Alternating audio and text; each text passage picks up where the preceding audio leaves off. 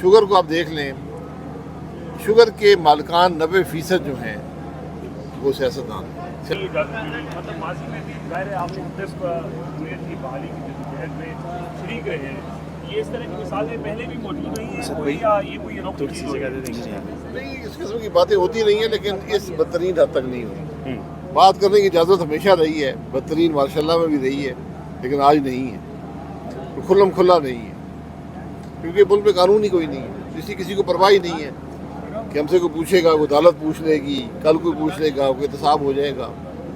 आज ना अफसरान को फिक्र है, ना सियासतदानों को फिक्र है। अच्छा सर, 8 फरवरी का जो एक इलेक्शन के हवाले से ज़ाहिर है सबको तहफ़्फ़ुज़ात है, एक मैंडेट चोरी हुआ, जो जिनका मैंडेट चोरी हुआ जिस जमात का, उस जमात का जो किरदार है इस मैंडेट की बहाली के लिए, या वो लोगों ने जो उनसे तवक्कुआत वाबस्ता की थी, आपको लगता है कि वो किरदार सही तरह से अदा कर रहे हैं? वो किरदार उनकी अपनी सोच है, लेकिन किरदार होना चाहिए आइन के हवाले से। इसीलिए ये कॉन्फ्रेंस बड़ी अहम है कि अगर आज कोई तहरीक चलती है तो आइन की बहाली की तहरीक चले।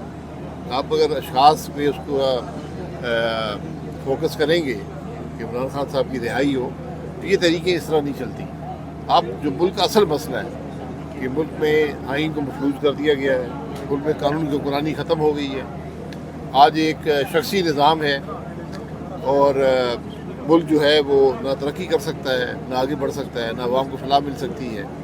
इसलिए ये ज़रूरी है कि आज कम अज़ कम अपोजिशन इस बात के अहद करे कि हम मुल्क में आइन के लिए और कानून के लिए खड़े हैं। अच्छा सर, थोड़ा अवामी इशू पे बात करते हैं। आटा स्कैंडल, गंदम स्कैंडल आया, फिर अब चीनी का स्कैंडल आया सामने।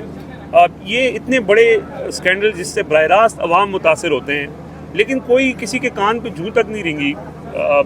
ना ही रेंगेगी, क्योंकि जब गैर नुमाइंदा हुकूमतें होती हैं जो अवाम के मैंडेट से नहीं आती, उनको अवाम का कोई खौफ नहीं होता, वो अपना काम करती हैं।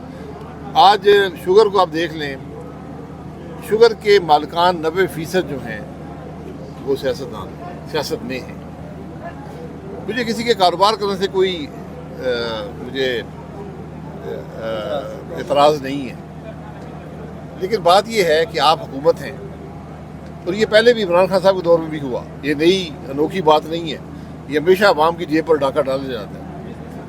और अब आपको पता है मुल्क में कितनी चीनी है या नहीं है, तो उसको अगर आपने एक्सपोर्ट करना शुरू कर दिया तो ये बिल्कुल एक मार्केट की डायनामिक्स हैं, मार्केट का तरीक़ाकार है कि कीमत बढ़ जाएगी, कि एक माल अगर शॉर्टेज हो जाए तो कीमत बढ़ जाती है। यही यहाँ पर हुआ, 50% चीनी की कीमत बढ़ गई। तो आज हुकूमत ये भी नहीं बता सकती कि हमने फैसला किया क्या था और क्यों किया था। क्या हमें पता था कि ये